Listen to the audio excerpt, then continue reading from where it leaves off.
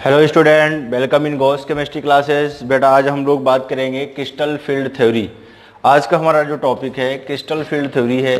Crystal field theory में कैसे हम क्या करते हैं इसके बारे में बात करते हैं। According to crystal field theory, bond between metal and ligand are pure electrostatic या आयनिक। यानी मैं ये बात कह सकता हूँ कि अगर मैं क्रिस्टल फील्ड स्टेबलाइजेशन थ्योरी या क्रिस्टल फील्ड थ्योरी की बात किया जाए, इसके अकॉर्डिंग जो हमारा मेटल आयन है और मेटल आयन के साथ साथ जो लीजेंट है, ठीक है, जो कॉम्प्लेक्स कंपाउंड का फॉर्मेशन कर रहा है, ये मानता है क्रिस्टल फील्ड थ्योरी कि ये जो बॉन्ड है वो हमारा कैसा है, वो आयनिक बॉन्ड है, यानी इलेक्ट्रोस्टैटिक फोर्स ऑफ अट्रैक्शन है। ठीक। दूसरा पॉइंट ये है ligand are treated as point charge. इसके अकॉर्डिंग क्रिस्टल फील्ड सीएफटी के अकॉर्डिंग अगर मैं बात बोलूं तो जो हमारा जो बेटा लीजेंट है वो हमारा कौन होता है, वो पॉइंट चार्ज की तरीके ट्रीट करेगा इन केस ऑफ एनायन। यानी अगर वो इस तरीके से एनायन के केस की अगर बात किया जाए, इस तरीके से हमारा क्या होगा, पॉइंट चार्ज की तरीके ट्रीट करेगा। ठीक है। एंड एज ए डायपोल, अगर वो डायपोल होगा तो हमारा ये क्या, न्यूट्रल मॉलिक्यूल, यानी हमारे अगर हमारा क्या होगा, एनायन होगा तो वो पॉइंट चार्ज के तरीके ट्रीट करेगा बेटा।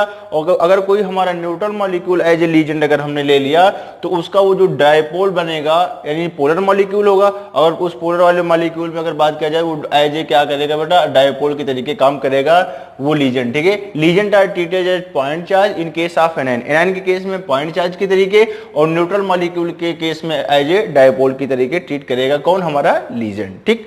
दूसरा पॉइंट, एक पॉइंट और है, बड़ा इंपॉर्टेंट है बेटा। ये बात आप लोग जानते हैं बेटा, डीजनरेसी हमने पढ़ाया था स्ट्रक्चर ऑफ एटम में।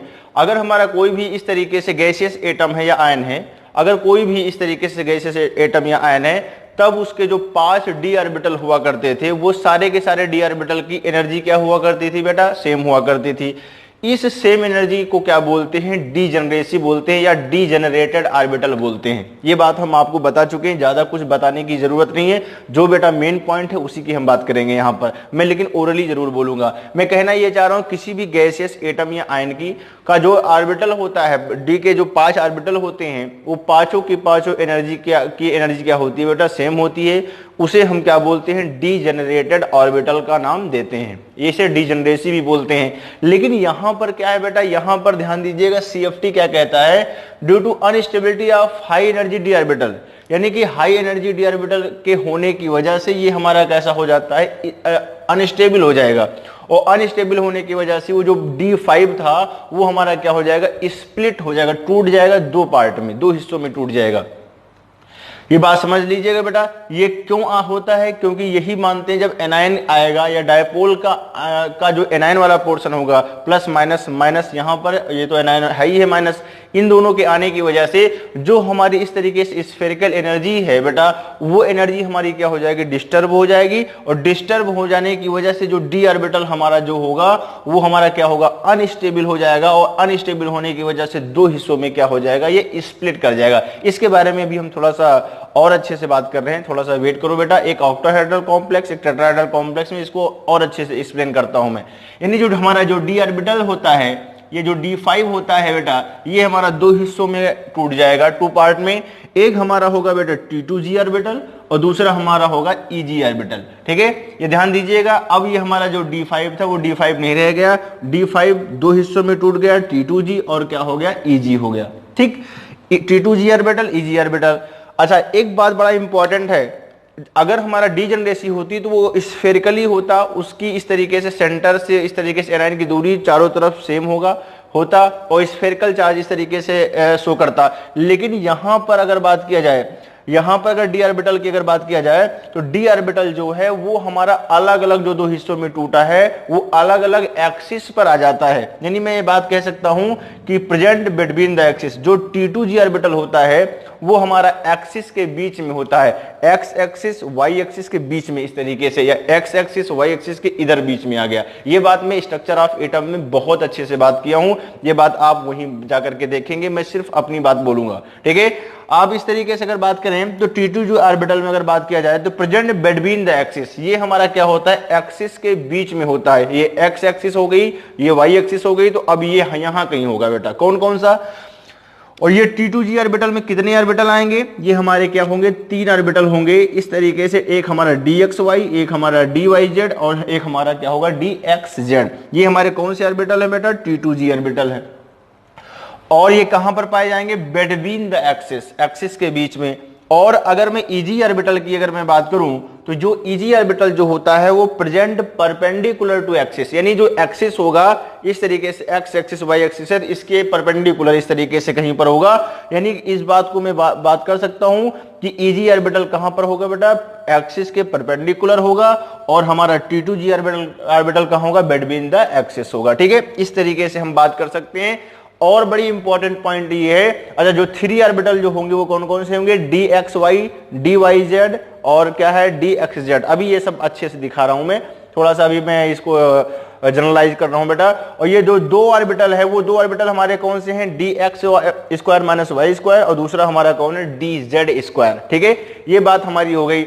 ठीक है, ये ध्यान दीजिएगा, इस तरीके से अगर बात किया जाए तो ये हमारा, अच्छा एक हम जुगाड़ बताते हैं, बच्चा भूल जाता है बेटा, ये भूल जाता है कि यार T2G में क्या कहते हैं, 2 थे कि EG वाले में 2 थे कि 3 थे, तो इस तरीके से ये कंफ्यूजन होता है। तो हमारा अपना स्टाइल होता है पढ़ाने का और याद करने का बेटा, क्योंकि हम लोग भी तैयारी कर चुके हैं, उसको वहीं से याद करो क्योंकि वो वहीं होगा। यानी मैं बात कहना ये चाह रहा हूं, T2G यानी कि T2G की अगर बात किया जाए तो T के कितने हुए, 2 और G 1, यानी अगर तीनों, अगर T2G के सारे इस तरीके से अल्फाबेट को मिलाओ तो T 2 हो गया और 1 G, यानी कितने हुए, 3।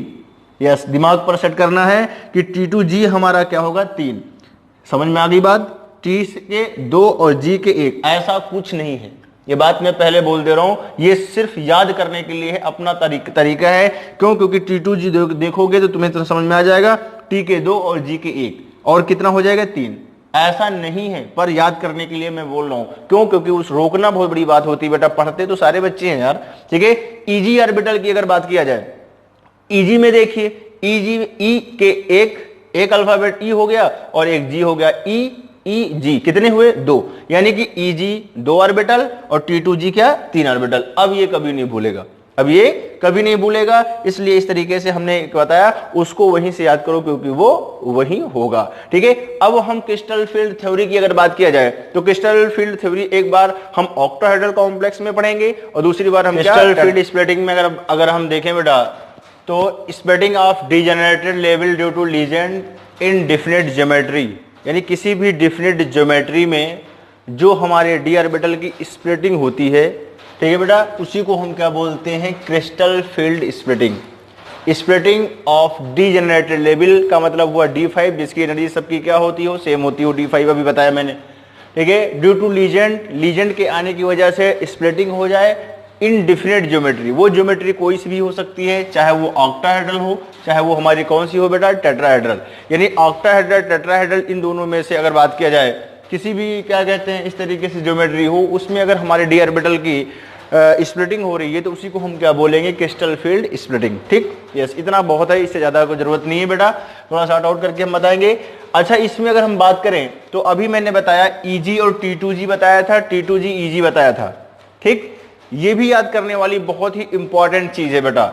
ये इंपॉर्टेंट चीज याद करने वाली क्या है, इसमें अगर हम देखें तो यहां पर ध्यान दीजिएगा, ये किसके लिए बेटा, ऑक्टाहेड्रल कॉम्प्लेक्स। ठीक, और ये हमारा किसके लिए है, टेट्राहेड्रल कॉम्प्लेक्स। अगर ये टेट्राहेड्रल कॉम्प्लेक्स के लिए है, ये हमारा ऑक्टाहेड्रल, ऑक्टा का मतलब होता है 8। यस, दिमाग लगा रहा हूं, उसको वहीं से याद करो क्योंकि वो वहीं होगा। ऑक्टा का मतलब होता है 8। ठीक है, इस तरीके से ऑक्टेन पढ़ा होगा आप लोगों ने ऑर्गेनिक में। तो ऑक्टा यानी 8 को इंग्लिश में बोलते हैं 8 का आता है E, यानी इसका मतलब ये हुआ एनर्जी हमारी E की ज्यादा है, यानी EG की ज्यादा है किससे, T2G से। ठीक है, याद रखने के लिए बोल रहा हूं बेटा, ऐसा कुछ नहीं है। ठीक है, ये हमारा अपना पढ़ाने का तरीका है, उसको वहीं से याद करो क्योंकि वो वहीं होगा। ऑक्टा का मतलब 8 हुआ, 8 का मतलब हुआ 8 का E, यानी इसका मतलब ये हुआ कि ऑक्टाहेड्रल कॉम्प्लेक्स वाले में एनर्जी EG की ज्यादा होती है इन कंपेयर टू T2G के। ठीक, इसके कंपेयर में जस्ट, ठीक है, कुछ इस तरीके से दिमाग लगाओ तो नेचर भी सपोर्ट करता है। यस, इधर देखिए बेटा, टेट्राहेड्रल कॉम्प्लेक्स की अगर मैं बात करूं तो टेट्राहेड्रल कॉम्प्लेक्स में अगर मैं बात करूं तो एनर्जी हमारी जो होती है T for tetra T for T two G, ठीक है। इस वजह से क्या होगा, वजह ये नहीं है, अपना याद करने का तरीका है, ठीक है। मैं ये बोल रहा हूं टेट्राहेड्रल कॉम्प्लेक्स में अगर बात किया जाए एनर्जी किसकी ज्यादा, तो क्या बताओगे T2G की ज्यादा है, किसकी कम है, Eg की, ठीक है। दो चीजें याद नहीं रहती बेटा, बहुत इंपॉर्टेंट है। और याद रखना T2G में 3 ऑर्बिटल, Eg में सिर्फ 2 ऑर्बिटल। कैसे बताया, अभी जस्ट बताया इससे पहले। अब इसका मतलब ये हुआ, ये बात हमारी क्लियर हो गई, जो हमने जुगाड़ बताया इस तरीके से दोनों का, ऑक्टाहेड्रल टेट्राहेड्रल का एनर्जी, तो अब हमें नहीं भूलेगी। अब रही बात इस तरीके से डिजनरेसी हम कैसे देखेंगे, ये हम आपको थोड़ा फिगर में दिखाते हैं बेटा। ये हमारी एनर्जी का लेवल है, इस तरीके से अगर बात किया जाए तो ये हमारी एनर्जी का लेवल है। ये हमारा कौन है, D5 है। D5 का मतलब ये हुआ इस तरीके से, ये है हमारा average energy of d orbital in spherical crystal field. यानी ये बात मैं कह सकता हूं कि स्फेरिकल क्रिस्टल फील्ड में जितने भी डी ऑर्बिटल हैं सबकी एनर्जी क्या होती होगी, सेम होती होगी, जो कि अभी मैंने बताया। वो एनर्जी वो क्या है बेटा, D5, ऐसे मैंने दिखा दिया। ये हम ऑर्बिटल को मान करके दिखा रहे हैं, एक ऑर्बिटल 2 3 4 5, ठीक है। दिखाने का तरीका एनसीईआरटी में भी ऐसे दिखाया गया, पूरा एनसीईआरटी को पढ़ाता हूं बेटा मैं।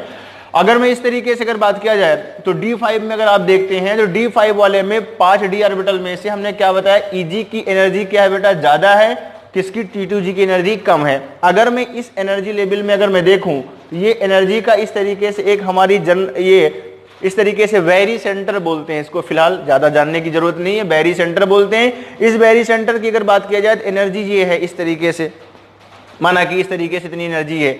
इस वजह से अगर मैं बात करूं एनर्जी हमारी Eg की अगर ज्यादा है तो हमने Eg वाले ऑर्बिटल को कहां बनाया, इससे ऊपर बनाया।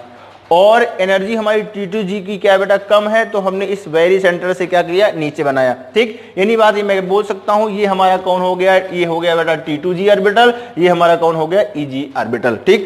ध्यान दीजिएगा 5 डी के थे, ठीक। इस तरीके से अभी मेरा एक फार्मूला बनेगा जो कि एनसीईआरटी में नहीं दिया गया है, लेकिन फिर भी मैं इसे फ्रेम आउट करके मैं अभी आपको दूंगा बेटा।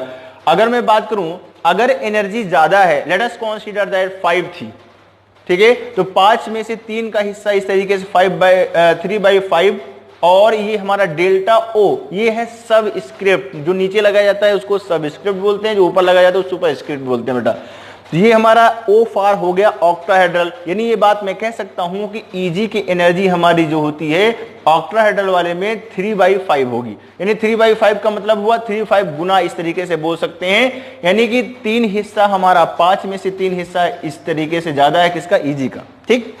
और याद करने के लिए इस तरीके से बता रहे हैं बेटा। इसमें अगर बात किया जाए तो 5 अगर थे तो 3 अगर इस तरीके से हो गए तो बचे तो 2 ही ना, तो 2/5 ये ऑक्टाहेड्रल कॉम्प्लेक्स की अगर बात किया जाए, ये है क्रिस्टल फील्ड एनर्जी। यानी crystal field splitting energy in octahedral को बोलते हैं डेल्टा O, ठीक है। डेल्टा O को हम अब क्या बोलेंगे, क्रिस्टल फील्ड स्प्लिटिंग एनर्जी।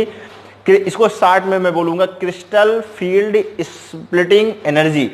ये हमारा 3/5 हुआ, ये हमारा क्या हुआ, 2/5। ये बात क्लियर हो गया, Eg की एनर्जी बेटा हमारी ज्यादा है और T2G की एनर्जी क्या है, कम है, ठीक। इस तरीके से अच्छा, ये जो एनर्जी का लेवल इसे बोलेंगे splitting of d orbital in octahedral crystal field.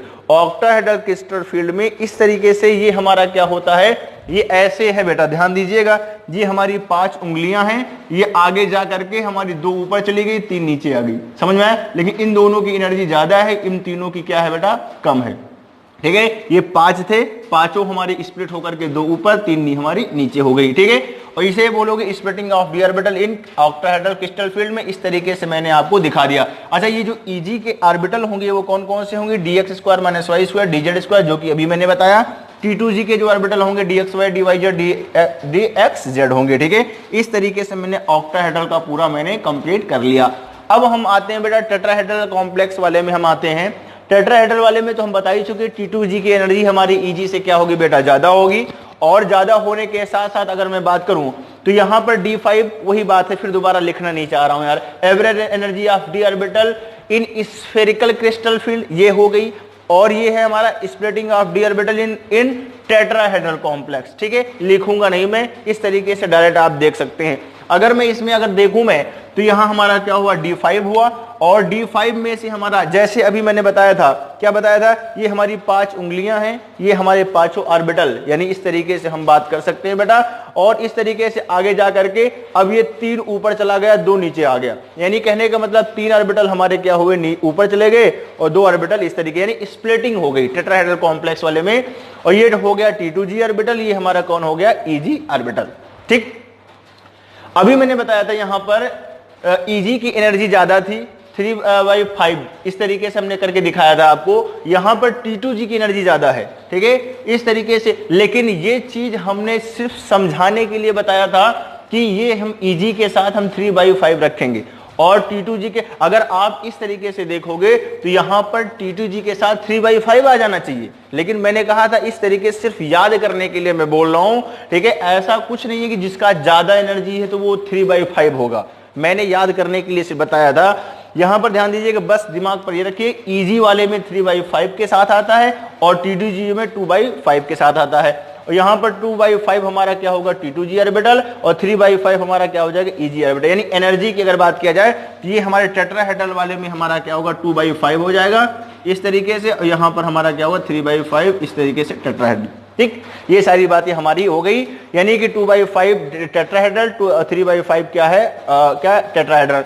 अब इसको अभी मैं यहीं से एक फार्मूला में निजात करूंगा। कैसे निजात करूंगा, मैं ऑक्टाहेड्रल का फार्मूला बनाऊंगा, उसके साथ साथ उसी से मैं टेट्राहेड्रल बना लूंगा। टेट्राहेड्रल का का फार्मूला फिर बनाऊं, ऑक्टाहेड्रल का बनाऊं, ये सब समझ से परे है, याद करने में प्रॉब्लम होगी। एक फार्मूला बनाऊंगा और टेट्राहेड्रल में कैसे कन्वर्ट कर लेते हैं उसको हम अभी जस्ट बताने जा रहे हैं, ठीक है, ध्यान दीजिएगा। लेकिन इस बात को रखिएगा, 2/5 क्या है, टेट्राहेड्रल, और 3/5 टेट्राहेड्रल EG के साथ, यानी EG के साथ 3/5, T2G के साथ 2/5, चाहे वो ऑक्टा हो चाहे वो टेट्रा हो। बस शर्त ये है कि हमारा EG ज्यादा T2G से, यहाँ क्या है, T2G ज्यादा EG से, किसमें, टेट्राहेड्रल में। ठीक, आइए हम इसके बेटा फार्मूले की बात करते हैं। ये फार्मूला कहां से निकलता है, हालांकि ये बात पूरा क्लियर कर लिया, अब मैं फार्मूले को भी यहीं से थोड़ा सा मैं बताना चाह रहा हूं। अच्छा, ये डेल्टा T क्या है, क्रिस्टल फील्ड स्प्लिटिंग इन टेट्राहेड्रल, ठीक है, यानी कि इस बात को मैं बोल सकता हूं crystal field splitting energy of tetrahedral complex की अगर बात किया जाए तो ये हो गया।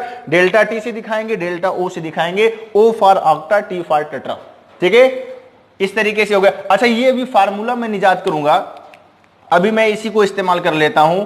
यहां पर ये क्या है, 3/5 है। अगर मैं इसको, अगर मैं इस तरीके से अगर कट करूं तो कितना होगा, 0.6 आ जाएगा हमारा ये, और अगर इसको मैं देखूं तो ये कितना आ जाएगा, कितना होगा, 0.4। यानी कि अगर मैं इस तरीके से एक का अगर मैं एवरेज देखूं तो 0.6 हमारा ये हो गया, कौन सा, EG के साथ वाला, और हमारा 0.4 के साथ कौन आ गया, T2G की। ठीक, इस तरीके से ये बात रखिएगा। अभी इसका इस्तेमाल थोड़ा सा मुझे करना है कि 0.6 कहां से आया, तो आप कहोगे सर कहां से आया, तो इसको मैं बता दूं, 3/5 0.6 हो गया, और 0.4 जो भी मैं लिखूंगा वो हमारा क्या होगा, 2/5 से आकर, ठीक, मिलेगा। ठीक, आइए हम लोग फार्मूले की बात करते हैं बेटा।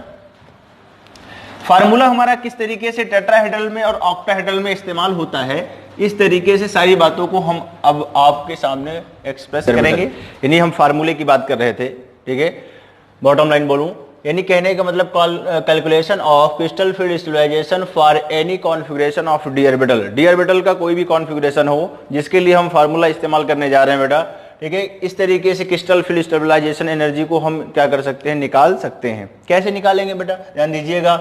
अभी ये फिगर बना था, इस फिगर को हमने रोक रखा है फिलहाल, इसकी कोई ज़रूरत नहीं है, फिर भी हमें थोड़ा सा ज़रूरत है इसलिए रोक रखा है। अगर मैं इस तरीके से अगर मैं बात करूं तो अभी मैंने बताया था कि ऑक्टाहेड्रल कॉम्प्लेक्स के लिए अगर बात किया जाए, फॉर ऑक्टाहेड्रल कॉम्प्लेक्स की अगर बात किया जाए तो हमने बताया था EG की जो एनर्जी है वो हमारी ज्यादा हुआ करती थी, किससे, T2G से, ठीक है। और ये क्या आता था रेशियो, 3/5 ही आता था 2/5, यानी 3/5 की अगर बात किया जाती है हमारा 0.6 मिल रहा है, और ये हमारा जो हमारा 0.4 मिल रहा है वो हमारा क्या मिल रहा है बेटा, वो हमारा क्या मिल रहा है, T2G का की तरफ मिल रहा है, ठीक है। यानी ये बात मैं कह सकता हूं 0.6 के साथ हमारा EG की ऑर्बिटल की अगर बात किया जाए, और 0.4 के साथ अगर हम बात किया जाए तो T2G ऑर्बिटल। यानी मैं इसी फार्मूले से इसी फिगर से ये फार्मूला हम ड्राइव करके हम आपको दे रहे हैं, डायरेक्ट दे रहे हैं, कोई जरूरत नहीं ज्यादा कुछ समझने की।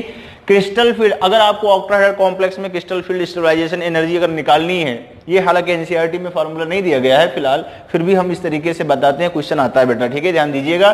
Crystal field stabilisation energy short में लिखा है 0.6 into X minus 0.4 into Y, और ये तो हमारा जो डेल्टा ओ लगा, ये तो हमने बताया था सब स्क्रिप्ट ये ऑक्टाहेड्रल के लिए है। यानी ऑक्टाहेड्रल कॉम्प्लेक्स की क्रिस्टल फील्ड स्टेबलाइजेशन एनर्जी के लिए फार्मूला हम ये इस्तेमाल करेंगे। ये एक्स क्या है, वाई क्या है, number of electron in easy orbital. यानी ये बात मैंने बोला कि हम हमारे साथ जो 0.6 के साथ जो एक्स है वो हमारा क्या है, number of electron in easy orbital की बात किया, और ये हमारा क्या है, नंबर ऑफ इलेक्ट्रॉन हमारा क्या है, T2G ऑर्बिटल। वाई क्या है, वाई की अगर बात किया जाए तो number of electron in T2G orbital, यानी इस ऑर्बिटल में कितने इलेक्ट्रॉन है और इस ऑर्बिटल में कितने इलेक्ट्रॉन है। एक ऑर्बिटल, दो ऑर्बिटल, 1 2 3, 3 ऑर्बिटल T2G में थे, 2 ऑर्बिटल हमारे EG में थे। अभी मैं क्वेश्चन करवा के दिखवा रहा हूं, बहुत अच्छे से समझ में आएगा, घबराने की जरूरत एकदम नहीं है बेटा, बस आप लोग इस फार्मूले को याद रखना 0.6 इंटू एक्स। लेकिन ध्यान रखिएगा एक्स क्या है, number of electron in EG orbital है, ना कि T2G, और वाई जो क्या है, number of electron in T2G orbital. ठीक, इस तरीके से हमारा ये फार्मूला इस तरीके से सेट हो गया। अच्छा, हमें निकालना हो बेटा टेट्राहेड्रल कॉम्प्लेक्स का। अगर हमें टेट्राहेड्रल कॉम्प्लेक्स को निकालना है कि हमारी एनर्जी बताओ, डेल्टा टी ये है क्या, crystal field stabilisation energy of tetrahedral complex. ठीक है, ये बात मैं पीछे लिख चुका हूं। क्रिस्टल फील्ड स्टेबलाइजेशन एनर्जी या स्प्लिटिंग एनर्जी हमारी टेट्राहेड्रल कॉम्प्लेक्स की जो होती है, एनसीईआरटी बोलता है 4/9 टाइम्स किसकी होती है, ऑक्टाहेड्रल कॉम्प्लेक्स की। यानी हम ऑक्टाहेड्रल कॉम्प्लेक्स को निकालेंगे और ऑक्टाहेड्रल कॉम्प्लेक्स को निकालने के बाद सीधा सीधा हम क्या करेंगे, टेट्राहेड्रल वाले में फार्मूले में रख करके हम आंसर ले आएंगे। तो हमें एक ही फार्मूला याद करना होगा, अदरवाइज इसको भी हमें क्या कहते हैं, इधर सुधर करके बदलना पड़ेगा, कोई जरूरत नहीं है, सिर्फ एक ही से काम चलाओ। और जब ये हमारा ऑक्टा निकल आएगा, ऑक्टाहेड्रल कॉम्प्लेक्स का की वैल्यू निकल आएगी, तो हम यहाँ पुट करके हम सीधा सीधा टेट्राहेड्रल कॉम्प्लेक्स का निकाल लेंगे। अभी हम क्वेश्चन करके आपको दिखाते हैं। अच्छा, एक क्वेश्चन और भी पूछा जाता है कि ये बताइए किसी भी अगर कॉम्प्लेक्स की अगर बात किया जाए, ठीक है, सेम कॉन्फ़िगरेशन की अगर बात किया जाए, यानी कि जो भी हो, D4 हो, D7 हो, D5 हो, समथिंग कुछ भी हो, उसमें अगर आपसे पूछा जाए कि ऑक्टाहेड्रल की एनर्जी ज्यादा होगी टेट्राहेड्रल की, तो क्या बताओगे, ऑक्टाहेड्रल की एनर्जी हमारी ज्यादा होगी, टेट्राहेड्रल की एनर्जी क्या होगी, कम होगी। क्यों, क्योंकि टेट्राहेड्रल हमारा है 4/9, यानी 4/9 टाइम्स क्या है ऑक्टाहेड्रल, 9 इधर जाएगा और 4 इधर, तो 9 delta T is equal to 4 delta O. यानी क्या ऑक्टाहेड्रल कॉम्प्लेक्स की बात किया जाए तो हमारा ऑक्टाहेड्रल वाला ज्यादा होगा और टेट्राहेड्रल वाला क्या हो जाएगा, कम हो जाएगा। ठीक है, इस तरीके से ये बातें क्लियर हो गई, कुछ नहीं, इस तरीके से फार्मूला लिखा हुआ है, ये आगे बढ़ते हैं हम। कभी कभी क्या पूछा जाता है बेटा, टोटल एनर्जी पूछी जाती है। टोटल एनर्जी पूछने का मतलब क्या है, टोटल एनर्जी क्या होता है, कभी कभी, अब इसमें हम थोड़ा सा बात करेंगे आपके साथ। इसमें क्या होता है बेटा, यहां पर हमने आपको पढ़ाया था स्पेक्ट्रोकेमिकल सीरीज, जो कि मैं यहां नहीं लिख रहा हूं, लिखूंगा भी नहीं। क्यों, अगर आपको देखना है जाकर के आप प्रीवियस लेक्चर को आप देखिए इसी कोऑर्डिनेशन कंपाउंड में। ठीक है, हमने स्पेक्ट्रोकेमिकल सीरीज में आपको हमने बताया था, एक बताया था लो स्पिन रिएजेंट की बात किया था बेटा, जिसे बोला था हमने, कहा था लो स्पिन रिएजेंट की अगर बात किया जाए तो एक, और हमारा क्या था, दूसरा था हाई स्पिन रिएजेंट की बात किया था। तो ये मैं बात कर लूं पहले, फिलहाल मैं पहले इसकी बात कर ही लेता हूं। तो टोटल एनर्जी को निकालते वक्त हमारी आती है पेयरिंग एनर्जी, यानी टोटल एनर्जी को अगर निकालते हैं 0.6 into X plus 0.4 into Y. अभी जो मैंने बोला था वीक फील्ड और strong field ligand, low spin ligand, high spin, उसकी बात कर रहा हूं। ठीक है, अदरवाइज बीच में बात आ गई फिलहाल। क्यों, क्योंकि इसको बताए बिना इसका मतलब कुछ नहीं है, इसलिए मुझे इसको बताना बेटा जरूरी है। टोटल एनर्जी में अगर देखा जाए 0.6 into X minus 0.4 into Y octahedral complex plus Z into P. यानी जेड इंटू पी क्या है, जेड जो है वो क्या है, नंबर ऑफ पेयर्ड इलेक्ट्रॉन है। पेयर्ड इलेक्ट्रॉन का मतलब ये है कि एक ऑर्बिटल में अगर 2 इलेक्ट्रॉन है तो वो एक ही लेना, यानी 3 ऑर्बिटल में अगर हमारे क्या कहते हैं 6 इलेक्ट्रॉन हैं तो हमें पेयर बना करके, कहने का मतलब हमें 3 ही लेना होगा। अभी मैं क्वेश्चन करवा के दिखा रहा हूं, इसमें कंफ्यूज मत होइए, थोड़ा सा ट्रिकी है। तो यानी कहने का मतलब ये यहाँ गलत होने का चांसेस है बेटा, इसीलिए मैं इतना बोल रहा हूं। यानी कि नंबर ऑफ पेयर्ड इलेक्ट्रॉन, जो ऑर्बिटल हमारा पेयर्ड होगा उसी ऑर्बिटल के नंबर को हम लिख देंगे। ऑर्बिटल का नंबर बोलो या पेयर्ड इलेक्ट्रॉन बोलो, बात एक ही है। ठीक है, जेड हो गया। और पी क्या है, ये पेयरिंग एनर्जी, यानी कि हमारे इलेक्ट्रॉन जो है किसी सेम ऑर्बिटल में दो इलेक्ट्रॉन आ जाएं, इसके लिए जो एनर्जी की जरूरत पड़ती है उसे क्या बोलते हैं, पेयरिंग एनर्जी। ठीक है, तो पेयरिंग एनर्जी सीधा सीधा मैं पेयरिंग एनर्जी बोलता हूं। फिलहाल पी हो गया और ये हमारा जेड इंटू पी हो गया। और ये क्या है, crystal field stabilisation energy, splitting energy of octahedral complex. ये तो आपको मालूम ही, ये तो सीधा सीधा फार्मूला यही है, बस जेड इंटू पी है। अभी क्वेश्चन पूछा गया था 2012 में। ठीक है, तो यहां पर अगर बात किया जाए ये कब पेयरिंग होती है, ध्यान दीजिएगा। कह रहा है इफ पेयरिंग कब होती, ऐसा बोल सकते हो या ऐसे बोल सकते हो, ऐसी कंडीशन कब आती है। ठीक है, मैं ये बोल दूं बेटा, ध्यान दीजिएगा। If octahedral crystal field stabilisation energy of octahedral is less than pairing, यानी पेयरिंग से हमारी crystal field stabilisation energy octahedral वाले की अगर कम है पेयरिंग से, तब क्या होगा। यानी कि अगर मैं इस तरीके से अगर मैं बात करूं तो यहां पर कितने ऑर्बिटल है बेटा, 1 2 3, और यहां पर 1 2 2 है, यानी कि 3 इलेक्ट्रॉन, तो यहां पर 1 इलेक्ट्रॉन 2 इलेक्ट्रॉन 3 इलेक्ट्रॉन आएगा। ठीक है, लेकिन अगर चौथा इलेक्ट्रॉन अगर आता है तो चौथा इलेक्ट्रॉन हमारा यहां पे पेयरिंग ना होकर के यहां पर चला जाएगा। यानी कहना यह चाह रहा है कि फोर्थ इलेक्ट्रॉन इंटर इन ईजी ऑर्बिटल, पहले इलेक्ट्रॉन की एंट्री कम एनर्जी वाले में होती है एंट्री, फिर बाद में ज्यादा एनर्जी वाले में होती है। ठीक है, ये बात आपको हमने आप बाउ रूल में बता दिया है बेटा। ठीक है, इस तरीके से तो यहां पर हमारा 1 2 3 इलेक्ट्रॉन की एंट्री हो जाएगी, चौथे इलेक्ट्रॉन की एनर्जी हमारी इलेक्ट्रॉन की एंट्री इजी ऑर्बिटल में होगी। कब, जब हमारा ऑक्टाहेड्रल कॉम्प्लेक्स की क्रिस्टल फील्ड स्टेबलाइजेशन की एनर्जी पेयरिंग से एनर्जी क्या से क्या होगी, कम होगी तब। और ये कंडीशन अगर मैं नोट फर्स्ट की बात करूं तो हमारा क्या है, crystal field stabilisation energy pairing से अगर हमारा क्या होगा, कम होगी, तो जो चौथा इलेक्ट्रॉन होगा वो हमारा इजी ऑर्बिटल में क्या कर जाएगा, इंटर कर जाएगा। और गिविंग कॉन्फ़िगरेशन T2G3 यानी कहने का मतलब ये है 1 2 3 T2G 3 हो गया और EG के ऊपर क्या आएगा 1, यानी इस तरीके से मैं इस तरीके से दिखा रहा हूं इसका, T2G3 EG1 इस तरीके से कॉन्फ़िगरेशन आएगा। ये कब आएगा, जब हमारा वीक फील्ड लीजेंट हो, या इसे बोल सकते हो हाई स्पिन कॉम्प्लेक्स का फॉर्मेशन हो रहा हो। ये वीक फील्ड लीजेंट बेटा स्पेक्ट्रोकेमिकल सीरीज से जाकर के देख लेना यार। ठीक है, अगर हम बात करें के सेकंड की अगर बात करते हैं तो ये हमारा जो है ऑक्टाहेड्रल कॉम्प्लेक्स की अगर क्रिस्टल फील्ड स्टेबलाइजेशन एनर्जी हमारी ज्यादा होगी किससे, पेयरिंग से, तो 1 2 3 3 में तो कोई दिक्कत ही नहीं। क्यों, ये हुंड्स रूल के अकॉर्डिंग फिलिंग होगी 1 2 3, क्यों, क्योंकि ये सब तो डिजनरेटेड ही है ना, ये आपस में डिजनरेटेड है, ये आपस में डिजनरेटेड है, इन दोनों में फर्क है। ठीक है, ध्यान दीजिएगा इस बात का। ठीक है, ये तीनों ऑर्बिटल की एनर्जी तो सेम है, तो एक इलेक्ट्रॉन यहां 1 2 3 इस तरीके से होगा। लेकिन जब दिक्कत तब आएगी D2 D3 में कोई दिक्कत नहीं, कोई प्रॉब्लम ही नहीं क्रिएट होगी। जब दिक्कत कब होगी, जब चौथा D4 आएगा तब प्रॉब्लम होगी बेटा। अभी मैं क्वेश्चन D4 का ही बताऊंगा, D2 D3 का कोई लेना देना नहीं। D2 है तो 1 2 इलेक्ट्रॉन, 3 है तो 1 2 3, कोई लेना देना नहीं हुंड्स रूल के अकॉर्डिंग। लेकिन जब हमारा D4 आएगा तब ये डिपेंड करेगा ये तीसरे पर डबलिंग होने लगे या अगले हायर ऑर्बिट वाले हायर एनर्जी वाले ऑर्बिटल में जाए। तो ये डिपेंड करेगा कि हमारा जो लीजेंड है वो लीजेंड कैसा है। यानी कि अगर मैं बात करूं कि ऑक्टाहेड्रल कॉम्प्लेक्स की जो क्रिस्टल फील्ड स्टेबलाइजेशन एनर्जी है अगर हमारी पेयरिंग एनर्जी से ज्यादा है तो चौथा इलेक्ट्रॉन ऑक्युपाई कर लेगा T2G ऑर्बिटल में। यानी ये बात मैं कह सकता हूं कि ये जो हमारा इलेक्ट्रॉन इस तरीके से ये यहां पे ये गया था, ये इलेक्ट्रॉन यहां ना जा करके बेटा ध्यान दीजिएगा, ये अगर हम बात करें तो ये हमारा जो ये इलेक्ट्रॉन है इस तरीके से अगर इलेक्ट्रॉन की अगर बात किया जाए तो ये इलेक्ट्रॉन जाकर के फिर से दोबारा यहां पर क्या करवाने लगेगा, पेयरिंग करवाने लगेगा।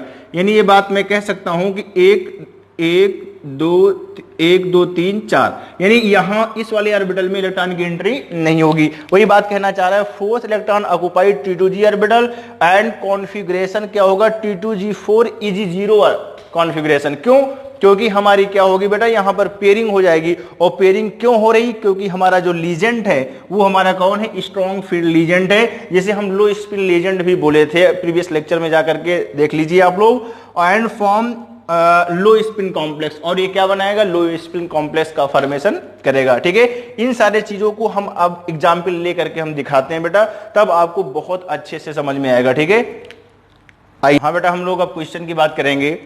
क्वेश्चन में अगर हम देखें तो क्वेश्चन में हमारा क्या है, crystal field stabilisation energy of D4 with high spin ligand of octahedral complex. ध्यान दीजिएगा D4 है, D4 की अगर बात किया जाए और हाई स्पिन लीजेंट है, इसका मतलब पेयरिंग, अब आप बताएंगे बेटा पेयरिंग होगी या नहीं होगी? पेयरिंग नहीं होगी। पेयरिंग क्यों नहीं होगी? क्योंकि हमारा ये कौन है? हाई स्पिन लेजेंड है। अगर हमारा हाई स्पिन लेजेंड है तो इस तरीके से हमने बात किया था। अभी मैं आपको बता के आ रहा हूं, 5 हमारे 1 2 3 4 और 5 डी ऑर्बिटल थे बेटा, ठीक है। और हमने कहा था ये हमारा Eg वाला था, ये हमारा क्या था? T2g वाला था, ठीक है। अगर मैं इसको दिखाना चाहूं तो इस तरीके से भी दिखा सकता हूं। ये हमारे कितने ऑर्बिटल होते हैं? 1 2 3 4, 1 2 3 4 और 5, ऐसे भी दिखा सकते हैं, ऐसा कुछ नहीं है, ठीक है। अगर हम बात करें तो यहां पर Eg वाले में हमारा 2 ऑर्बिटल और T2g वाले में क्या है बेटा? इस तरीके से 3 ऑर्बिटल है, ठीक है। अब इसमें मैं ऐसे दिखाने लगा, उसको मैं ऐसे से दिखाता था, उससे कोई प्रॉब्लम नहीं होनी चाहिए फिलहाल। तो ये हमारा D4 है, D4 है तो हमारा ये हाई स्पिन लेजेंड है, तो 1 इलेक्ट्रॉन इधर, 2 3, ठीक है। इस तरीके से हमारा हुआ। और ये जो हमारा चौथा इलेक्ट्रॉन होगा वो हमारा यहां जाएगा बेटा, ठीक है। इस तरीके से, यानी कहने का मतलब मेरा ये है कि पेयरिंग पॉसिबल नहीं है। तो यहां पर मैंने बताया था ये Eg के इलेक्ट्रॉन को मैंने X बोला था और T2g के इलेक्ट्रॉन को हमने क्या बोला था? Y बोला था। तो ये हमारा 3 हो गया।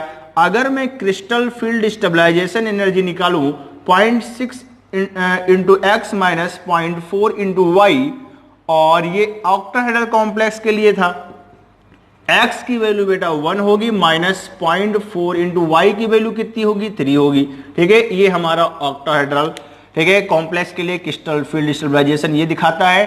0.6 1 जा 0.6 ही होगा, माइनस 4 3 जा 12, 1.2 आ जाएगा, और ये माइनस में 0.6 ऑक्टाहेड्रल कॉम्प्लेक्स की ये हमारी वैल्यू आ गई। यानी क्रिस्टल फील्ड स्टेबलाइजेशन एनर्जी जो आई हमारी कितनी आ गई बेटा?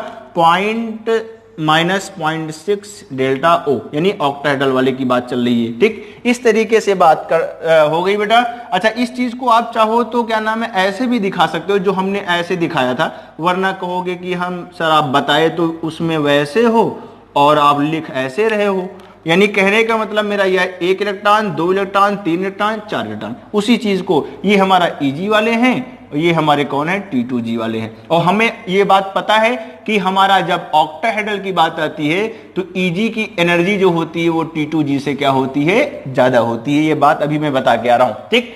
आइए हम D7 की बात करते हैं। ये हमारा आंसर आ चुका है। D7 की अगर बात किया जाए, ये हमारा लो स्पिन लेजेंड है, यानी लो स्पिन लेजेंड है बेटा, तो ये हमारी पेयरिंग होगी कि नहीं होगी? पेयरिंग होगी। पेयरिंग अगर होगी तो कैसे क्या होगा ये बात हम आपको बताते हैं। इस तरीके से 1 2 3 4 5, 2 2 4 1 5, इस तरीके से मैं सॉर्ट आउट करके जल्दी जल्दी बना दे रहा हूं T2g। अब मैं इसको ब्लॉक ही बना देता हूं, जिससे आपको, क्योंकि आप इसको पढ़ते हो बड़े आसानी से, इसलिए तुम्हें अच्छे से समझ में आएगी ये बात, ठीक। इस तरीके से हमारा ये ऑर्बिटल बन गया, ठीक है। ये हमारा D5 है, ये स्प्लिट हुआ होगा Eg T2g में। ऑक्टाहेड्रल कॉम्प्लेक्स है, ऑक्टाहेड्रल कॉम्प्लेक्स है, तो ये बात क्लियर है कि हमारी जो Eg की एनर्जी है वो हमारी T2g से ज्यादा है, क्योंकि O फॉर ऑक्टा, ऑक्टा 8, ठीक है, 8 फॉर 8, ई बोले तो Eg की एनर्जी ज्यादा है दिमाग से काम करने का, ठीक है। इस तरीके से बात हो गई। अब ये हमारा क्या है बेटा? ये D7 है। D7 है तो इसका मतलब ये स्प्लिट हुआ होगा, पेयरिंग होनी है, तो हम क्या करेंगे? पहले तो हुंड्स रूल को अप्लाई करेंगे बेटा। हुंड्स रूल ये कहता है कि ऐसे डिजेनरेटेड ऑर्बिटल जिसकी एनर्जी सेम है, ठीक है, जब तक एक इलेक्ट्रॉन की एंट्री ना हो जाए तब तक आप अगली एनर्जी में अगले क्या कहते हैं इस तरीके से ऑर्बिटल में इलेक्ट्रॉन को एंट्री नहीं करवा सकते हैं। यानी ये बात कह सकते हैं D7 है तो 1 इलेक्ट्रॉन, 2 इलेक्ट्रॉन, 3 इलेक्ट्रॉन। अब मुझे 2 ऑर्बिटल इधर है, चौथा इलेक्ट्रॉन यहां जाना चाहिए था, लेकिन हम यहां ना जा करके हम इसी को पहले फिलअप करेंगे। उसके बाद जब ये पूरा फिलअप हो जाएगा तो उसके बाद 1 इलेक्ट्रॉन की एंट्री यहां करेंगे। समझ में आई बात? यानी ये बात मैं कह सकता हूं, इसी को बोलते हैं पेयरिंग। और ये हमारा ये किसकी वजह से हुआ होगा? ये लो स्पिन लेजेंड की वजह से हुआ होगा। और ये लो स्पिन लेजेंड हमने स्पेक्ट्रोकेमिकल सीरीज में प्रीवियस लेक्चर में बता दिए हैं, आप पीछे जाकर के देख सकते हैं बेटा, ठीक है। इस तरीके से ये हो गया, यानी Eg के इलेक्ट्रॉन को हम x मानते हैं, x, और T2g के इलेक्ट्रॉन को हम y, यानी ये हमारा हो गया 6। अब आइए हम निकालते हैं crystal field stabilisation energy. 0.6 into X minus 0.4 into Y, ये हमारा ऑक्टाहेड्रल कॉम्प्लेक्स, और ये x की वैल्यू हमारी 1 है, माइनस 0.4 इंटू वाई की वैल्यू 6 है बेटा, और ये हमारा ऑक्टाहेड्रल कॉम्प्लेक्स हो गया। 0.6 माइनस ये हमारा हो जाएगा 6 4 जा 24 यानी 2.4। इस तरीके से ऑक्टाहेड्रल कॉम्प्लेक्स 24 में से 6 निकालो 18 आ जाएगा, यानी पॉइंट लगा हुआ है 1.8 माइनस साइन। इस तरीके से ऑक्टाहेड्रल कॉम्प्लेक्स, इस तरीके से ये हमारा क्या हो गया, आंसर आ गया। ठीक है, यानी क्रिस्टल फील्ड स्टेबलाइजेशन किसकी, ऑक्टाहेड्रल कॉम्प्लेक्स के लिए जो एनर्जी आई कितनी आई, माइनस 1.8 ऑक्टाहेड्रल कॉम्प्लेक्स के लिए है ये क्रिस्टल फील्ड स्टेबलाइजेशन एनर्जी। अच्छा, हमने ऑक्टाहेड्रल भी बोला है बेटा, टेट्राहेड्रल भी बोल रहा है। टेट्राहेड्रल के लिए कोई नया फार्मूला मत ले आइएगा, ऑक्टाहेड्रल वाला निकालिएगा, उसके बाद टेट्राहेड्रल वाला फार्मूला आप 4/9 इंटू ऑक्टाहेड्रल करके इस तरीके से आप कर सकते हैं। तो यहां पर टेट्राहेड्रल की अगर मैं बात करूं तो टेट्राहेड्रल वाले में 4/9 और ऑक्टाहेड्रल की वैल्यू कितनी है, माइनस 1.8 ऑक्टाहेड्रल वाली वैल्यू ये हो गई। यानी ये बात मैं कह सकता हूं 9 दूनी 18, 9 2 जा क्या कहते हैं इस तरीके 18.2 कर देना, और ये हमारा डेल्टा टी, यानी डेल्टा टी का मतलब ये हुआ crystal field stabilisation energy of tetrahedral complex.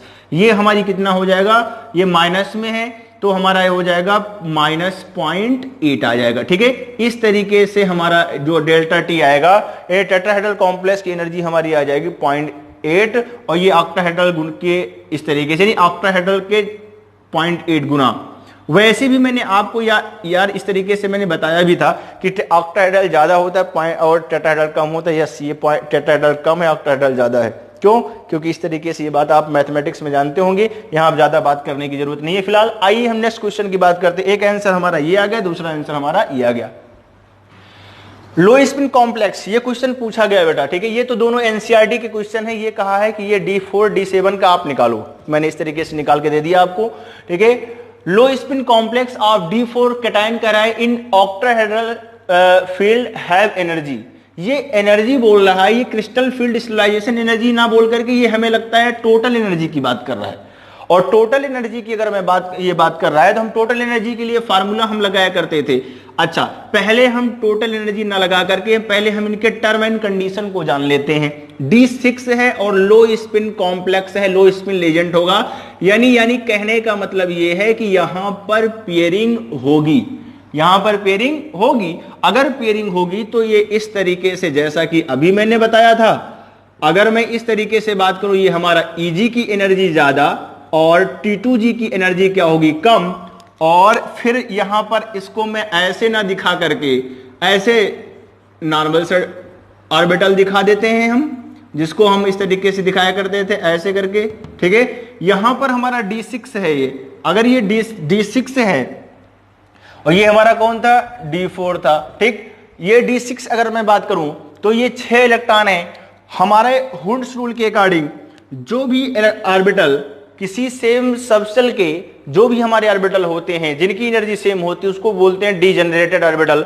और जब तक डीजेनरेटेड ऑर्बिटल में एक इलेक्ट्रॉन की एंट्री नहीं हो जाती तब तक हम पेयरिंग नहीं करवा सकते। तो ये हम नियम कानून से चलेंगे बेटा, 1 2 3 3 इलेक्ट्रॉन की एंट्री करवाई, लेकिन हमारी पेयरिंग होनी है तो हम चौथे को इजी में ना ले जा करके हम T2G में ही ले जाएंगे। अच्छा, आप ध्यान दीजिएगा, पहले हम नीचे वाले ऑर्बिटल में ही इलेक्ट्रॉन की एंट्री कर रहे हैं। क्यों, क्योंकि अफबाउ रूल के अकॉर्डिंग ये होता है कि जिस सबसेल के ऑर्बिटल की एनर्जी कम होती है, यहां सबसेल डी ही है, सबसेल बोलना बेहतर नहीं है, जिस ऑर्बिटल की एनर्जी हमारी क्या होगी, कम होती है, उसमें इलेक्ट्रॉन की एंट्री पहले करते हैं। तो यहां पर भी मैंने पहले किया है, यहां पर भी मैंने पहले किया है, यहां पर भी मैंने पहले किया। क्यों, क्योंकि सारे के सारे ऑक्टाहेड्रल वाले हैं।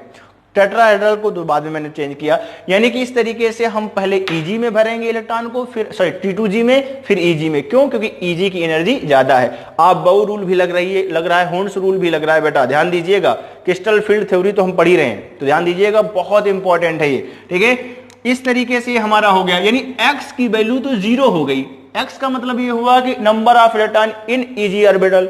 और अगर मैं y की बात करूं तो y की वैल्यू क्या होगी, 6। ये क्या है, number of electron in T2G orbital. ठीक, ध्यान दीजिएगा।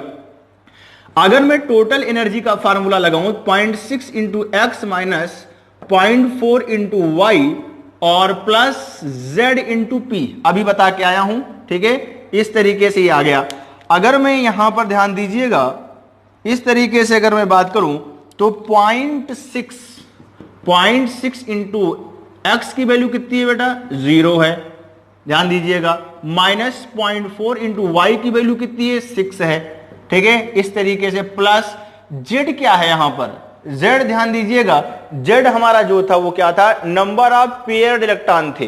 पेयर्ड इलेक्ट्रॉन का मतलब ये हुआ है 2 2 4 2 6 नहीं, 6 होता तो हम वाई ही न क्यों ना लिखते यार, वाई लिखने की जरूरत ही नहीं। यहां जेड है, जेड का मतलब ये है कि ऐसे ऑर्बिटल काउंटिंग करके लिखना होगा यहां पर उसका नंबर जो ऑर्बिटल पूरी तरीके से फुलफिल्ड हैं, यानी ये बात कह सकते हैं कि पेयर्ड इलेक्ट्रॉन को लिखना है।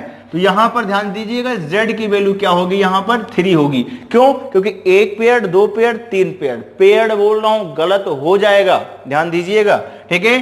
पेयर्ड इलेक्ट्रॉन वरना लैंग्वेज से समझ में नहीं आएगी बेटा। और यहां पर पेयरिंग की बात किया जाए तो इसका मतलब यहां पर Z के जगह पर 3 रखेंगे और हम यहां पर P रखेंगे। ये भी क्वेश्चन पूछा गया था, ऐसे ही इसका आंसर फिलहाल थोड़ा सा मॉडिफाई करके दिया था, ठीक है। तो यहां पर हमें उससे क्या लेना देना, आंसर तो कुछ भी हो सकता है फ्रैक्शन में। ये 0.6 इंटू 0 की बात किया जाए तो 0 ही हो गया, माइनस साइन लगा देंगे और यहां पर कितना होगा, 6 चौक 24, यानी 24 जो लिखा हुआ है। इस तरीके से अगर बात किया जाए तो यहां पर -2.4 प्लस 3p, इस तरीके से हमारी कौन आ गई, टोटल एनर्जी आ गई, ठीक है। अच्छा, यहां पर थोड़ा सा साइन लगाना जरूरी होता है ऑक्टाहेड्रल के लिए, अदरवाइज वो टेट्राहेड्रल में भी आप चले जाओगे बेटा। तो ध्यान दीजिएगा, इस तरीके से हमारा ये हो जाएगा ऑक्टाहेड्रल, यानी crystal field stabilisation energy octahedral की चल रही है, प्लस 3p आ जाएगा। अब इसको आप चेंज करके लिख सकते हो, ठीक है, कुछ भी इस तरीके से, ठीक है, कुछ भी इस तरीके से जो भी फ्रैक्शन दिया हो उसमें हम आंसर में आपको आप ढूंढ लेंगे, सीधा सीधा आंसर यही होगा बस, ठीक है। इस तरीके से सारी बातें हो गई, ठीक है। अब हम बात करेंगे बेटा स्टेबिलिटी की बात करेंगे, ठीक है, कि स्टेबिलिटी किस तरीके से, किसी भी कॉम्प्लेक्स की स्टेबिलिटी कितनी ज्यादा कब होती है, कब कम होती है, इसके बारे में हम लोग बात करने जा रहे हैं, ठीक। आइए, हाँ बेटा, अब हम लोग बात करेंगे स्टेबिलिटी ऑफ कॉम्प्लेक्स के बारे में। स्टेबिलिटी ऑफ कॉम्प्लेक्स, कौन कौन से फैक्टर हैं जो हमारी स्टेबिलिटी ऑफ कॉम्प्लेक्स को प्रभावित करते हैं, यानी हमारा कॉम्प्लेक्स कितना स्टेबल होगा कि नहीं होगा, कौन ज़्यादा होगा कौन कम होगा, इसके बारे में हम लोग बात करेंगे। एज स्टेबिलिटी कांस्टेंट और equilibrium constant increases, stability of complex increases, यानी ये बात मैं कह सकता हूँ कि जैसे जैसे हमारा क्या होगा बेटा, स्टेबिलिटी कांस्टेंट या इक्विलिब्रियम कांस्टेंट हमारा के इक्विलिब्रियम क्या होगा, बढ़ेगा, वैसे वैसे हमारी स्टेबिलिटी ऑफ कॉम्प्लेक्स भी क्या होगी, बढ़ेगी। यानी एक एग्जांपल देकर के हम आपको समझाते हैं, Ag plus plus 2NH3 is equal to क्या, AgNH3 का होल ट्वाइस प्लस, यानी ये हमारा कौन है बेटा, कॉम्प्लेक्स। इस तरीके से हम बात कर सकते हैं, बना कहाँ, यहां से बना है, ठीक है। अगर मैं इसके इस तरीके से अगर इक्विलिब्रियम में आ गया और इक्विलिब्रियम कांस्टेंट जितना ज्यादा होगा, यानी जितना ज्यादा हमारा इक्विलिब्रियम कांस्टेंट आएगा, ठीक है, उतना ही हमारा क्या होगा, ये कॉम्प्लेक्स की स्टेबिलिटी ज्यादा होगी। या ऐसे बोल सकते हैं इक्विलिब्रियम कांस्टेंट जितनी जल्दी आ जाएगा उतना ही हमारा क्या होगा, इस तरीके से हमारा कॉम्प्लेक्स उतना ही स्टेबल होगा, ठीक। दूसरा फैक्टर क्या है, नेचर ऑफ सेंट्रल एलिमेंट, यानी सेंट्रल एलिमेंट को देख करके हम किस तरीके से बता सकते हैं कि कौन सा हमारा कॉम्प्लेक्स ज्यादा स्टेबल है। कह रहा है एज चार्ज इंक्रीजेज, जैसे जैसे चार्ज बढ़ेगा वैसे वैसे स्टेबिलिटी भी हमारी क्या होगी बेटा, कॉम्प्लेक्स की बढ़ेगी। यानी ये बात मैं बोल सकता हूँ फार्मूले के तौर पर हम दिखा दूं तो stability directly proportional to charge upon radius. किसको देखना है, मुझे सेंट्रल एलिमेंट को देखना है, मुझे लीजेंड को नहीं देखना है, ध्यान दीजिएगा। मुझे किसको देखना है बेटा, सेंट्रल एलिमेंट को देखना है। तो stability directly proportional to charge, किसका चार्ज, सेंट्रल एलिमेंट का, रेडियस किसकी, सेंट्रल एलिमेंट की। यानी एक इस तरीके से हमने एग्जाम्पल देने की कोशिश किया है। स्टेबिलिटी इज इक्वल टू क्या, सॉरी निकालने के लिए है किसकी ज्यादा किसकी कम, एफिशिएंट का होल 6 क्या बेटा -3 और एफिशिएंट का होल 6 -4। यानी ये बात मैं कह सकता हूं कि यहां पर इन दोनों में किसकी ज्यादा स्टेबिलिटी होगी ये बताना है आपको। तो अब हमारा सेंट्रल एटम तो दोनों बेटा क्या हो गया, सेम हो गया। सेंट्रल एटम सेम हो गया तो रेडियस भी हमारी क्या हो गई, सेम हो गई। इसका मतलब रेडियस फैक्टर गायब हुआ। हमारा लीजेंड भी साइनाइड सेम है। अब हम लीजेंड से भी नहीं देख सकते कि हमारा कौन सा ज्यादा स्टेबल है कौन कम स्टेबल है। अब हम किस पर आएंगे बेटा, चार्ज पर आएंगे। अब हम चार्ज पर अगर देखते हैं तो चार्ज जो है हमारे आयरन पर जो चार्ज आएगा साइनाइड -6 होता है, x -6 इज इक्वल टू -3, उस तरफ जाएगा +6 होगा, +6 में से -3 निकलेगा, क्या होगा +3 आ जाएगा। ठीक है, इस तरीके से ये बात, ये ऑक्सीडेशन स्टेट यानी प्राइमरी वैलेंसी निकालना हमने बता चुके हैं आपको। ठीक है, यहां पर क्या होगा 6 - 4 यानी यहां पर क्या आएगा +2, यानी सेंट्रल एलिमेंट पर इस वाले पर ज्यादा चार्ज है, इस पर कम है, इसका मतलब स्टेबिलिटी किसकी ज्यादा है, इस वाले की ज्यादा है, इसकी कम है। ठीक है, यानी ये बात मैं बोल सकता हूं कि अगर साइन लगाना हो तो इस तरीके से लगाना होगा। ठीक, दूसरा तरीका हम लीजेंड को देख करके पहचानेंगे। लीजेंड को देख करके, अभी तक तो हम सेंट्रल एलिमेंट को देख करके हम बता दिए कौन स्टेबल कौन कम कौन ज्यादा, अब हम लीजेंड को देख करके हम बताएंगे हमारा सेंट्रल एटम सेम होगा। ठीक है, इस तरीके से मैं कहना क्या चाह रहा हूं, ध्यान दीजिएगा। कह रहा है कि stability directly proportional to basic nature of ligand, यानी कि हमारी स्टेबिलिटी लीजेंड के बेसिक नेचर पर भी क्या होती है, डिपेंड करती है बेटा। ठीक है, कैसे डिपेंड करती है, अगर हमें इस तरीके से कॉम्प्लेक्स दिया हो FeF6 - 4 FeCl6 - 4, अब हमें यह बताना है कि इन दोनों में स्टेबिलिटी किसकी ज्यादा है, तो हम क्या देखेंगे बेटा, हम सेंट्रल पहले इस तरीके से चार्ज देखेंगे और रेडियस देखेंगे, सब कुछ देखेंगे। यस, ठीक है, यानी रेडियस हमारी आयरन सेम है, हम कुछ नहीं कर सकते बेटा। चार्ज की अगर चार्ज की अगर मैं बात करूं तो चार्ज भी हमारा फ्लोरीन एक फ्लोरीन पर -1, 6 फ्लोरीन -6 और -4 उधर जाएगा +6 होगा, यानी कि यहां पर आ जाएगा, यहां पर +2 आ जाएगा। ठीक है, आयरन पर +2 चार्ज आ जाएगा, यहां पर भी क्या है क्लोरीन -6 होगा क्योंकि 6 क्लोरीन है बेटा। ठीक है, यहां पर भी क्या होगा +2 आ जाएगा, यानी ये बात मैं कह सकता हूं कि दोनों को ना तो हम चार्ज से देख सकते हैं, ना हम क्या कहते हैं इस तरीके से रेडियस से देख सकते हैं। इसका मतलब ये कॉन्सेप्ट हमारा फेल। अब हम कहां क्या देखेंगे, बेसिक नेचर देखेंगे। अच्छा, बेसिक नेचर को भी देखना हमने नहीं बताया था आपको, हमने कहा था किसी भी बेस को के ऑर्डर को देखना है तो हमने एसिड का ऑर्डर आपको बताया था एसिड बेस थ्योरी में। कैसे बताया था, हमने कहा था ये बेसिक ऑर्डर यानी कि फ्लोरीन ज्यादा बेसिक होगा कि क्लोरीन, ये बात मुझे क्लियर करना है। हम फिलहाल बेसिक स्ट्रेंथ का ऑर्डर मैंने ऐसे लिख दिया है, फ्लोराइड, क्लोराइड, ब्रोमाइड, आयोडाइड। कभी भी हमें एक बेसिक स्ट्रेंथ का ऑर्डर लिखना हो तो हमने आपको एक तरीका बताया था कि एसिडिक स्ट्रेंथ का ऑर्डर बेटा पहले लिख लिया करो, यानी कॉन्जुगेट, ये बेस है इसको कॉन्जुगेट एसिड बना लो, यानी HF लिख लो, HCl लिख लो, HBr लिख लो और HI लिख लो। और एसिडिक स्ट्रेंथ हाइड्रा एसिड की ग्रुप में नीचे जाने पर बढ़ती थी।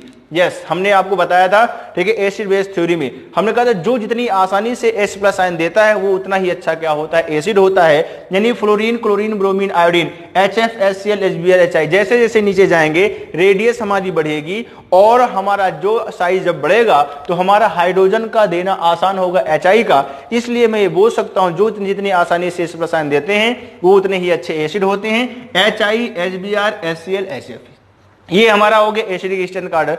इसी के H को हटा दो तो ये कॉन्जुगेट बेस बन जाता है और कॉन्जुगेट बेस का ऑर्डर हमारा ये हो जाएगा। इसका मतलब फ्लोराइड ज्यादा बेसिक है इन कंपेयर टू क्लोराइड के। इसका मतलब ये हुआ कि क्या इस तरीके से FeF6 - 4 की स्टेबिलिटी ज्यादा होगी इन कंपेयर टू FeCl6 - 4 के कंपेयर में। ठीक, ये भी बात आपको क्लियर हो जाना चाहिए किस तरीके से कहां क्या किया है। मैंने थोड़ा सा क्वेश्चन लिखना पड़ता है, उसके बाद एक्सप्लेनेशन में फुल कर रहा हूं बेटा, ध्यान दीजिएगा इस बात को। ठीक है, क्योंकि इतना टाइम नहीं है, बहुत लंबी क्लास हो जाएगी। चिलेटिंग पावर की बात करते हैं। चिलेटिंग पावर की अगर मैं बात करूं तो चिलेटिंग पावर को भी देख करके हम बता सकते हैं कि कौन सा हमारा कॉम्प्लेक्स ज्यादा स्टेबल है, कौन कम स्टेबल है। यानी कि स्टेबिलिटी डायरेक्टली प्रोपोर्शनल टू क्या बताया था, चिलेटिंग पावर। चिलेटिंग पावर मैंने आपको प्रीवियस लेक्चर में बता दी है, जाकर के आप पीछे देखिए। ठीक है बेटा, हर चीज को एक साथ मैं सारी चीजें नहीं बता पाऊंगा, बस ओरली में बोल दूंगा फिलहाल। चिलेटिंग का मतलब होता है गुच्छा बनना, चिलेट। यस, हमने बताया था जो भी हमारा लीजेंड जितना ज्यादा डेंटेट होगा, यानी डेंटेट का मतलब जितना ज्यादा लोन पेयर हमारे सेंट्रल एटम को देगा उतना ही ज्यादा वो हमारा कॉम्प्लेक्स क्या होगा, उतना ही ज्यादा क्या होगा, स्टेबल होगा। ये बात कह रहा है stability directly proportional to chelating power. Chelating power क्या थी बताया था, जो जितना ज्यादा चिलेट या गुच्छा बनाता है वो उतना, उसी को बोलते हैं चिलेटिंग पावर। ठीक है, अब ये चिलेटिंग पावर में अगर बात किया जाए CH3NH2 है, ये एक लोन पेयर दे सकता है। इन का मतलब होता है इथाइलिन डाइअमीन, 2 लोन पेयर दे सकता है। ट्राइन इथाइलिन क्या कहते हैं इस तरीके से, डाइअमीन इथाइलिन ट्राइअमीन, ये हमारा क्या कहते हैं इस तरीके से हमारा 3 लोन पेयर देगा। ठीक है। और ये हमारा क्या कहते हैं, इथाइलिन डायमीन टेट्राएस्टेट। इस तरीके से अगर बात किया जाए तो हमने इस तरीके सारी बातें हमने बात कर लिया है। यानी हमारा अगर मुझे स्टेबिलिटी की अगर बात किया जाए, ये सारे लीजेंड अगर हमारे कॉम्प्लेक्स के अंदर आते हैं, यानी कि हमारे इस तरीके से डी ब्लॉक एलिमेंट के साथ अगर कॉम्प्लेक्स का फॉर्मेशन इस तरीके से करते हैं तो इथाइलिन डायमीन टेट्राएस्टेट वाले की ज्यादा, फिर ट्राइन, फिर इन, फिर इस तरीके से मेथाइलअमीन होगा। ठीक, इस तरीके से हमारी आज के लेक्चर में बेटा हमने क्रिस्टल फील्ड स्टेबलाइजेशन एनर्जी को बताया, क्रिस्टल फील्ड थ्योरी बताई और स्टेबिलिटी को बताया। ठीक है, thanks for watching this video. Please like and subscribe. बेटा लाइक और सब्सक्राइब करना मत भूला करो।